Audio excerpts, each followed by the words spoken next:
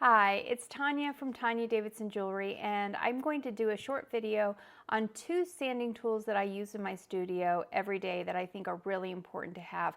They're super easy and inexpensive to make, so I thought I would take you through the process and show you how I use them and how I make them. So the first one is the sanding board that's just on a piece of acrylic. I don't really like the clipboard version because I want my sandpaper held down because sometimes I use water, and this is waterproof paper, and I don't want it moving while I am sanding. So I don't want to have to use two hands to hold down the paper or my fingers spread out to hold down the paper. So I prefer to tape it down. Because I use really high quality sandpaper, I only have to change this out once a year, which is pretty extraordinary. And so I'm going to show you the sandpaper that I use and how I make this. So the other one is the hand sanding tool that I use all the time for things that are small on my sandpaper. There is a video on how to make this and on my website. If you go to tanyadavidson.com to classes and then to free classes, there are about 10 free classes there. Some of them are 2 hours long and some of them are 5 or 10 minutes long. So I would go check that out and sign up for this free sanding tool, but I'm going to give you an overview of how to make it tonight. So this sanding board is actually a piece of acrylic. I really don't like the clipboard version that people like to use because I want my sandpaper held down. I don't want it moving anywhere. I don't want it flipping up. And because I can just replace this once a year, I will just tape it down. When I go to remove it, my favorite tool to use is from Ace Hardware, but it's also on Tanya Recommends, which if you go to my website, tanyadavidson.com, this is a plastic scraper instead of a metal scraper, and it's great for taking off stickers, for taking off tape off your stones, for when you buy stuff to take the stickers off of those items, or to remove the tape off of something like this. It makes the job super easy, and these plastic blades are replaceable as well into the little scraper. So I wanted to show you that. And you're also going to need either some masking tape or packing tape. I like the packing tape because it leaves less of a mess over a year's period of time. This will get sticky and start to degrade. And then you're also going to need some of this nano tape, and the kind that I like to use is thicker and wider, and you can get this on Tanya Recommends, again on my website under supplies and Tanya recommended products, or you can just Google search for that. So the sandpaper that I like to use is by Sait, S-A-I-T. It's made in Italy. You can get it in United Abrasives Incorporation. I would just look that up on the web and it should come up. I had to order mine. You can't find it locally. At least I couldn't find it locally. Maybe Woodcrafters would carry it. It is a really high quality sandpaper. I've had this set for probably 10 years and haven't had to buy a new set. It's that good. So I'm using 320 and 220 on my sanding board.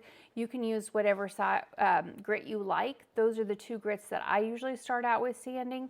Also, this sandpaper is in 9 by 11 sheets, and what I do is I take it out and I fold it in half, so it's 4.5 by 5.5, and then I just cut it on my shear or with scissors, whichever is fastest. So you're only going to need half a sheet of this for your board. Now, as far as cutting out your acrylic, the acrylic, I would recommend you cut a piece that fits on your shelf in your bench. You want this piece of acrylic to be wider than the drawer that's next to you so that you can place your piece on the sandpaper using your sanding tool and then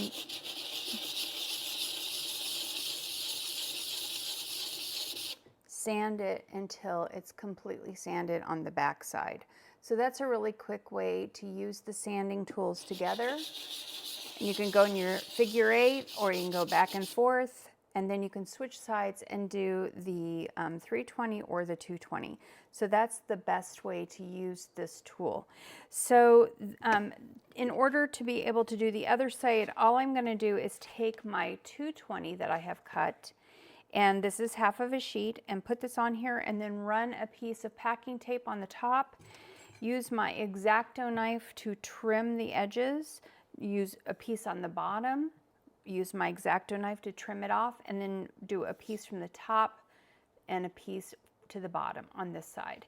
And then my board will be complete and it won't be sticky or anything. It'll be ready to use and it'll be waterproof.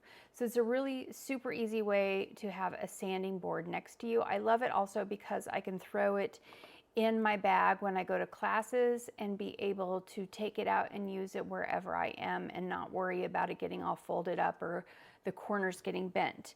Now, as far as the sanding tool, what you're going to need for the sanding tool, and by the way, this acrylic board is a little over 11 inches and a little over 7 inches. So that's a really nice size, I think, to fit into most bags as well.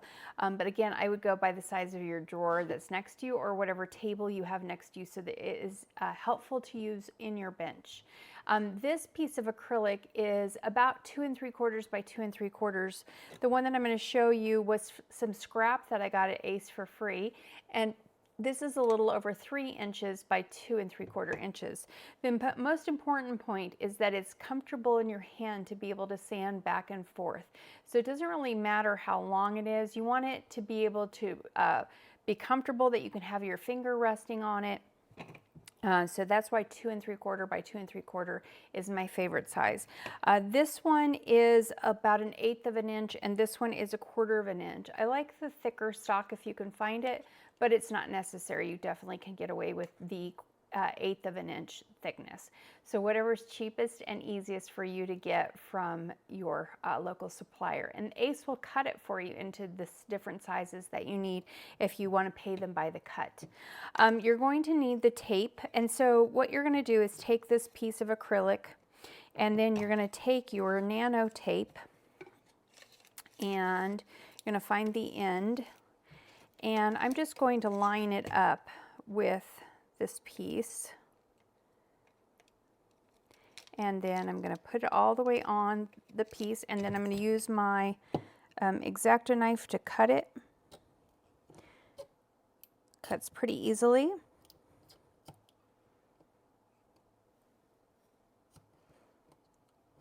Okay. Then I'm going to do one more piece. Now you don't need to do 2 pieces next to each other unless you want to have a wider piece. Generally the things that you're going to be holding aren't that wide. So it really is just up to you. This one, all the other ones I've made only have 1 piece in the middle. This one's going to have 2. So then we'll just cut it on my silicone mat that's inside my bench drawer, which is so nice for these kinds of applications. Okay, once you get that on there like so, then you're going to peel back the protective covering.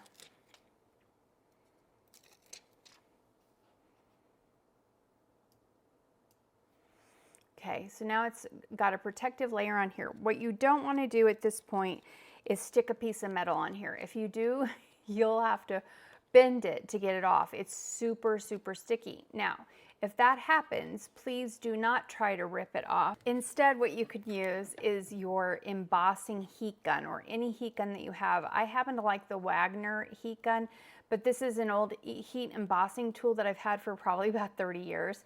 So if you ever get this tape stuck to something, just use your embossing gun or heat gun to heat it up, or a blow dryer will work too. Heat it up and then it becomes soft and will come off. I use this nano tape all over my studio to hold up different things to hold my tools, and I'll show those to you in the pictures on the screen. And so you can use these, and anytime you need to remove that tool from your bench or from your block, all you have to do is heat it with the heat gun and it will take the nano tape off. It releases it from whatever it's stuck to. But before you start using this, you don't want to stick a piece of metal to it. What you want to do is take some of your clean sweeps, if you have those in your drawer, and you can just put these on here. I know this seems totally weird. And kind of spread this around, and what you're doing is just dirtying your tape so that it's not sticky. And then we're going to have to clean it because now it is not sticky, so our pieces really won't stick very well to it. So how do you reuse your materials? Let's see. If I stuck this to it, would it stick? Yes, it's going to stick really nicely. So it will still work, but once your tool gets dirty, which happens as soon as you start using it, it's going to get really dirty. What you do is you just need some acetone and a paper towel. And if you take the acetone and you just wipe it on your tool like this, you don't really have to scrub or anything, just wipe it. It reconstitutes it and makes your tool super sticky.